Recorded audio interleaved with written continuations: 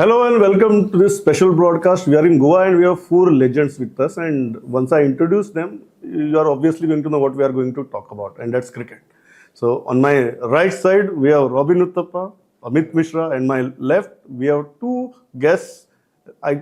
So right now, I can't even call them guests because they are so familiar here that I think even they are not considering them guests anymore. So I am Martin Guptill and Shane Watson. Welcome. So let me start with this side of the table first. And you are in Goa. So Martin, how is Goa treating you? How do you feel about our state? We have been here for 3-4 days now. Yeah, it's lovely here. It's my first time coming to Goa, so nice to have been here. It's one place that I wanted to take off in India, and here I am now. So it's been lovely so far, and hopefully the weather stays like it is, and we can get full tournament in. Shane? Yeah, it's been absolutely beautiful. It's so peaceful here. To wake up, go to bed and wake up with the waves rolling in is so relaxing. So it's a beautiful part of the world, so it's great to be able to be here. Robin, you landed yesterday. So have you got into the Goa groove? Yeah, a little bit. It's a little tough to get into the Goa groove with the kids around, but yeah, it's been good. Yeah, like it here. It's a nice venue as well. So I've always enjoyed playing in Goa as well. Yeah, I also landed yesterday only. So I've been here like before, like coming after a long time. So always Goa is always happening place for us, and I want to enjoy here, and I want to play cricket, which is absolutely amazing in Goa, especially with these guys. Sometime before they are like rivals, now they are friends, then teammates now. So I feel good now. Yeah. Let me start with come to cricket now. And you must be having a very good feeling considering the performance of New Zealand team in the test matches and the one days. But right now, I think the feeling is not so good getting into the T20 World Cup. Do you feel the team is waiting to peak at the right time? And If I'm being honest, I haven't watched any, so I the results are, at least T20 results are certainly not in your favor. Man, it's hard to win in India. It's really hard. I mean, Watto can probably attest to that. You come here, you're playing against these big crowds, and everyone's screaming and yelling for India. And I mean, everybody loves cricket. They love to celebrate good cricket. But coming here, it's extremely difficult. Everything's against you. Crowd just loves the Indian team. You know, individual players walk out and 40,000 people are screaming, and it's so different. We're not used to that at home. So, when you come here, you have to play unbelievably good cricket to beat India in their own conditions. Yeah, Robin, do you think we have peaked too early with the World Cup, or you are saying that this is going to be a consistent performance?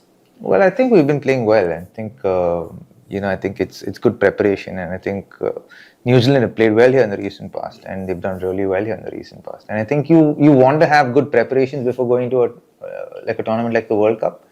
And I think the preparations are on course right now, and I don't think the results matter. I think any team that's gone on to win championships, I think they're always looking at are we ticking all the boxes moving into that big tournament? Because what matters is are the wins in that tournament, not the wins before it.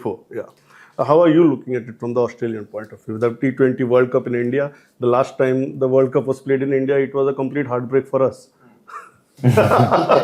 Yeah, look, it's for Australia, it's always been a bit of a mishmash of players sort of coming in, coming out. Very rarely has the Australian selectors really picked a squad and stuck with it in the lead up to a T20 World Cup, and then just hope that things work out well in the World Cup. And that's sort of the same as well. They haven't played a lot of T20 cricket over the last few months, and now they go to Pakistan for 3 games in 4 days with not the really strong squad. They're giving some youngsters some opportunities. So it's going to be a similar story again coming into India. But look, the one thing with the Aussie team is they've got a lot of players who perform well in Indian conditions over their careers. They know how to win. They know how to win in India. They know how to win a World Cup, even though it's not a T20 World Cup. They know how to win World Cups against an Indian team and the best team. So they'll certainly be very, very competitive, the Aussies. But it's always there's a little bit of luck involved because the team doesn't really play together that often. It's always different players coming at different times until the actual World Cup comes on. What do you think? We have picked too early because the kind of performance we are giving on the field, it looks like the best we are doing right now. And going into a World Cup like this, do you feel somewhere that, okay, we have peaked at the time of the tournament, we should not slide down? No, I think we're trying so many things in before the World Cup. Who's the best 11 or 16 players to come to for a World Cup? I think we're doing well in T20. Everybody knows that we are a good team in T20s, but they still want to try few things. But it's still going on good. But I think before the World Cup, they choose a best team, best players for a World Cup, because World Cup is like dream for everyone. So they will come for the best team. So they're trying to get the best team, best players for a World Cup team. So I'm really happy the way they are going on, and I'm also happy that they give a lot of young players to check Opportunity, them, yeah. how they are performing, how they are coping up to giving their best to for a World Cup. So this is things are like what I feel. They're doing the right thing for after the World Cup. Also, they are preparing the team. If we going after the World Cup, which player we can go for a like longer timer. So that is I'm really happy to do what they are doing it right now. So let's see, the best team will come out for a World Cup. But Robin, do you feel two questions here? Number one is this changing the combinations too often. We have seen that in test matches also. We have seen that in the one days also. Do you think that's a fair strategy right now, considering the results we have had in the rest of the two formats? And second is, with all the teams coming in, I don't think for any team or any player, the conditions are unfamiliar now because of IPL. Yeah, I think that part is true. I think a lot of cricketers from around the world are very familiar with Indian conditions, especially the top players in the world, because they end up playing in the IPL. And so they are familiar with conditions in India. But I think with the World Cup itself, there are different pressures that come along with it that make it slightly harder to perform because the stakes are much higher. And you see, that's why you see teams like Australia and New Zealand really coming up through the ranks, because they play well at the big stages. So yeah, the pressures will be slightly different. As far as combinations are concerned with the Indian team, I think they're changing around quite a bit. It seems to be working. I don't think they're changing around too much, to be very honest. As in what we've seen, as far as changes are concerned, I think is the swapping up of the batting order. But I think that was a concern before this series. I think that is addressed now. But I think we will find a little bit more consistency now when the tournament comes When up. the tournament comes. Yeah. How helpful is IPL when a visiting team comes in and the players are already familiar with the conditions? I think anytime you can get familiar with conditions is an advantage. I know guys have played, I know New Zealand have 2 games in Chennai, I think it is, and obviously Rach and Devon have both played for CSK in the IPL, so they'll have some pretty decent inside knowledge there. Also, other guys have played around. Glenn Phillips has played a bit of IPL now, a few different places, so there'll be familiarity there with a few of the grounds. So, and New Zealand, we're a very small nation. Very small population, but we always seem to, fight above our weight. Yeah. IPL, then again, CSK. And how do you think these familiar conditions are going to the advantage of the visiting teams? And what about the younger players who have not played in India? What is your advice to them? From a youngster's point of view, it takes, like any time you get to play in different conditions, it does take some time to be able to adjust and adapt to the various, from a bowling perspective, the various different balls you have to bowl, different lengths you potentially have to bowl. Then batting wise, just understanding where your strengths are and how to be able to access your strengths in different conditions. So it's always a great opportunity. You're always learning, even whether you're a youngster or someone who's more experienced, you're always learning to get better. And yeah, well, look, when it comes to any conditions, the one thing that I do know is that times IPL pitches compared to times when you play against countries, even in India, the conditions can be slightly different. They can be a bit more dry, a bit more conducive to the ball turning at times. So that's always just different conditions that you come up against, so you need to be good enough to be able to adjust on the day. One question, and Robin, you may choose to answer or not to answer this question, because it's about cricket and politics right now and a heated atmosphere here. And because No answer. Yeah, so I saw your expressions the moment I uttered those words. That's why I said you can choose not to answer. Robin, do you think this kind of a very heated political atmosphere going into the tournament serves well the spirit of cricket? Well, I think it's where the world is at today, and I think it's the world we live in today, and it's very hard to even say anything because you don't have complete information about what the entire thing is about. We'll only be guessing. So it would be unfair for me to even, I think any one of us, to actually say anything or comment about this, because no one ever really has the entire picture. Because we don't know the political side of things, the depth of the things that are going on from the political side. We see it from a sporting point of view. So if we speak from our place, then we are missing the other side completely. Yeah. And I think because of that, it's unfair to everyone involved for us to even comment on something like that. Well, although the condition, I will say around that is the people that I really do feel sorry for is the players. Yeah. That's because we were players. We want the best players to be able to have the best opportunities to be able to play on the biggest stage. And that's what I feel sorry for, is when the players do get caught up in things that are going on. They get very complex situations that the players don't know enough detail about. But you do feel sorry for the best players in the world who don't get opportunities to be able to show their skills when their performances as a team, as individuals, warrant it. Yeah, it has happened with football also. Now it is very rampantly happening with cricket.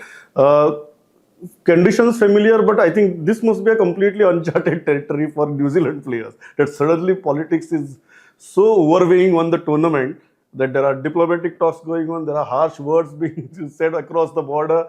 How do you, as a senior player, look at this? I don't look at it. I just carry on with what I'm doing, to be honest. That's not in anyone else's control. Like, as a player, you can't control what's happening there. So, being from New Zealand or Australia, that we just get on with our business and concentrate on what we have to do going into a tournament. As I said, we can't control what's happening on the other side. Yeah. Robin, coming to the IPL, before I ask you to pick your top four. IPL? Coming to Shoot, it's a long way off, man. You're long way off. But my question is very simple. The talent pool that's coming in, is it eventually ending up creating injustice on some people? Because usually not everyone is getting chance. At the same time, everybody is getting chance because of the number of teams in the IPL. How are you looking at the evolution of cricket, and whether that the format is completely overshadowing the other two formats? See, at some point, life itself evolves, right? So I think, sport will also evolve, and there are people who like it and people who love it, and then people who won't love it. But you can't escape evolution. It's a part and parcel of life, and you just kind of get on board and say, okay, this is the direction in which it's moving. How best can we navigate through this, given wherever we are in that whole ecosystem? Right. I think it's moving towards, and I think all of us have seen this come for a long time, that it's moving towards more, club cricket. It's moving more towards franchise cricket, and we see that happening. I think if it can be consolidated from that perspective, then I think there's a modicum of balance that can be held between international cricket and franchise cricket. Otherwise, we'll overextend on each side, and then we'll find one over a period of time. But if things can be consolidated from an administrative point of view, where they can say, okay, this is a window for club cricket and this is the window for international cricket. There'll be a lot more clarity. Yeah, or you say you make an annual window, and then you say, okay, these are the number of international tournaments that actually happen. Yeah. Or you say, okay, only World Cups will be given priority, and then so then ICC tournaments have been given a lot more importance than we have today at this point in time. We're having one ICC championship every year, which is, taking away the novelty and the specialness from what an ICC tournament means for players, right? Which is quite a bit. Those are the tournaments that as players we want to be able to win. That's when the patriotism even comes through, and you're doing it for your team, your country. Right. So I think from that perspective, I think if some consolidation needs to happen. Shane, do you think the format is kind of overpowering on the rest of the two formats? Look, it's shifted significantly in the last, probably 5 to 8 years with the amount of T20 cricket, all the various T20 tournaments that are coming that continue to pop up. So in that regard, look, it's the biggest challenge is, I think, in say 10 years time, when the young generation who are like 10 at the moment, who come through, and then they will have to choose. They will choose at some stage whether they're going to try and push to play 4-day cricket or Test cricket, or whether they want to conserve their bodies in some way, especially the fast bowlers, to not play Test cricket. So that's going to be the time when there's going to be choices that players are going to make, which actually could take it out of administrators' hands in some way, shape or form. But I know in Australia, Test cricket, even for the 10-year-olds, is still it's the forefront. it's what a lot of young cricketers do still really want to play. Yeah. So while that continues to burn brightly, then Test cricket as a starting point, the filters down to one-day cricket will still be a priority for youngsters coming through. But franchise cricket continues to be a financial engine for a lot of the domestic boards. True. With this workload balance, because you're a bowler, I can ask you that. Do you believe in this workload balance theory, or you feel that we are overdoing it? It is not a theory. So now it is practice. Now it is completely in practice. No, I feel it's really good thing to happen now. So because our fast bowler getting a lot of injured, so they're getting a lot of opportunity. The new guys are coming up because you're giving a rest to seniors guys for like good tournaments. So मेरा कहना कि मतलब I will go for a Hindi. So मुझे लगता है कि पहले से बहुत बेटर हो गया है, क्योंकि इससे क्या होता है कि आपके जो फास्ट बॉलर जो प्रीमियम बॉलर है उनको आप प्रीमियम टूर्नामेंट्स में खिला सकते हैं, उनको रेस्ट दे सकते हैं, and which is other ways also you can see there is not of newcomer you can give a chance to play for India और franchise cricket. So I think it's a better thing. It has to be happen like when we are playing, but it's not happened now. Now it's happening, so I'm really happy. I'll quickly do the last round. Which are our top 4 getting into the T20 World Cup? Just the other day, and I can't even remember who I said. But I'm pretty sure. I think I said India's. You can't go against them in their home conditions. South Africa have been playing some really good cricket lately, and they're just coming off the SA20, which most of their T20 international players were very, very good. And then I think I said Australia are always in a World Cup. They're always up there. They know how to win World Cups. And then I went New Zealand as well. Your top 4? It wouldn't be different for me. I think it's India, Australia, South Africa, and New Zealand. And it's been that for a bit. Same. Yeah. But I have a lot of expectation for the New Zealand now, because they are like whenever I seen them, they're getting improved all the years. So I seen them. I have a lot of expect from these guys. Top 4?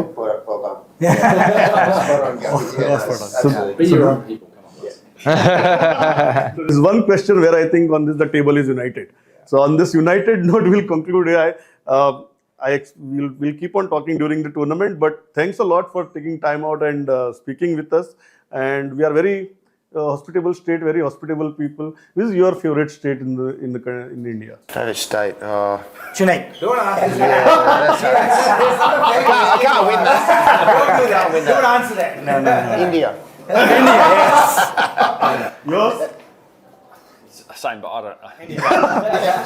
So I got the most diplomatic answer on the last question. Even on the political questions, you guys are not so diplomatic.